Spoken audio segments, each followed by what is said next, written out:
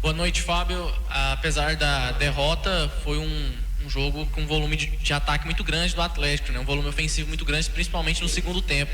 É claro que contou também com a atuação de Gala, do goleiro adversário, que evitou muitos gols, mas eu queria que, além disso, você fizesse seu panorama do jogo, a leitura, o que faltou para essas chances serem convertidas no gol e no empate. Quando a gente faz a análise do jogo, tem que ser muito realista. Os primeiros 20 segundos do jogo nós fizemos um jogo brilhante, tanto que a gente faz o gol, a gente tem mais 2 chances, acho, de oportunizar o gol. A gente acaba tendo um gol tomado ali por uma sequência de erros nossos. Isso não inibe o nosso time continua jogando, o jogo passa a ser um pouco mais equilibrado. Final do primeiro tempo, eu não gosto de polemizar, mas às vezes a gente fica às vezes recuado e muito atrás.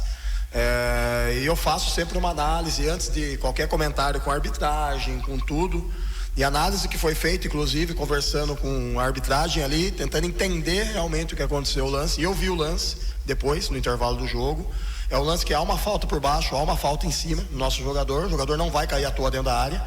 Então esse contato que teve do adversário nas costas, na parte de baixo, na coxa do nosso jogador, tanto o nosso jogador sai fora do campo, uma pancada na coxa.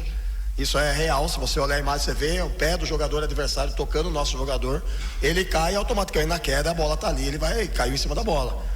E aí a resposta que me deram ali não é uma resposta convincente. Falei para ele, vai polemizar muito essa questão, talvez eu polemize pouco. A resposta dele falou: houve um contato, a gente analisou e não teve um contato tão grande. Então a ideia dele é que não teve contato tão grande. Então eu não sei o que isso significa. Segundo tempo a gente volta, faz o jogo, nos primeiros 20 minutos, tivemos acho que 2, 3 chances claras de gol para poder empatar o jogo. Continuamos, é lógico que depois o jogo vai ficando moroso, a gente faz algumas trocas, faz algumas substituições, a gente joga com mais jogadores dentro da área, a gente chega, tem chances, acredito, depois se fizer aí, eu acho que foram 6 chances claras no segundo tempo, mais as 3 do primeiro, e a gente acaba sendo derrotado. Vestiário dos jogadores, todos os jogadores entendem que correram, que competiram, era algo que a gente estava e vinha cobrando em relação a isso, a nossa equipe, mas assim, fico triste pela influência que teve em relação ao resultado, mas foi também uma falta nossa de capacidade de sermos eficientes no jogo. Nós temos que ser capacitados. Se a gente tiver 3 chances, temos que fazer 2, se a gente tiver 4, 5, 6, temos que fazer 4, 5. Ali poderia ter sido um resultado melhor e o goleiro do adversário acabou fazendo um ótimo jogo. Então basicamente para mim é esse o resumo, talvez, e acredito que seja a mesma ótica que vocês tenham visto dentro do jogo também. Acredito muito nisso e seguir trabalhando. Temos que trabalhar. Não temos outra forma de sair desse momento aqui, é trabalhar e manter esse comportamento no próximo jogo nosso fora de casa. Precisamos pontuar. Acho que a partir do momento que isso acontece, o jogo de hoje, o importante para nós era pelo menos ter pontuado. Pontua. E isso vai gerando confiança no nosso jogador. E essa confiança a gente não vai baixar para o próximo jogo. A gente vai ir com confiança para jogar o Atlético Paranaense lá.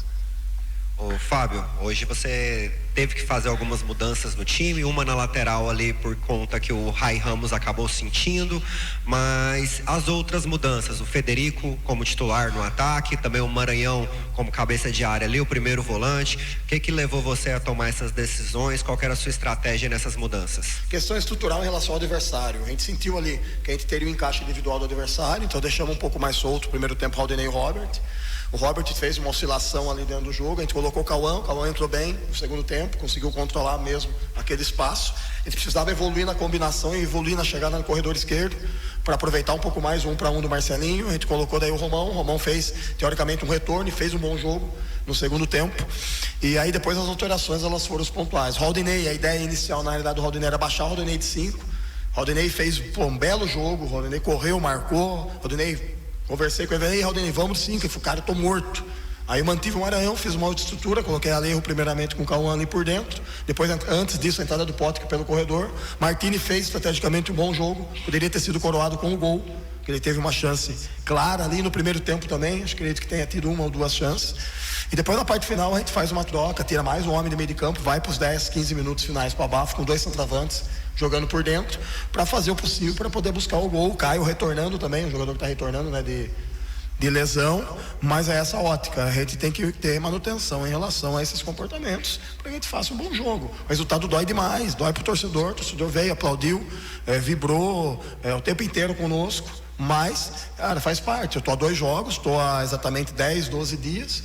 E talvez tenha sido o jogo com o maior volume ofensivo dentro de casa até o presente momento. Clássico contra o Goiás, que atualmente é o líder da competição. Então, temos que tirar coisas boas também e seguir trabalhando. Acho que é o que faz a gente conseguir sair desse momento. Boa noite, Matias. Você falou um pouquinho sobre as substituições. Queria que você explicasse especificamente principalmente a saída do Robert, que era um dos jogadores que estavam se destacando, e ele tem o poderio da bola parada, e poderia fazer diferença.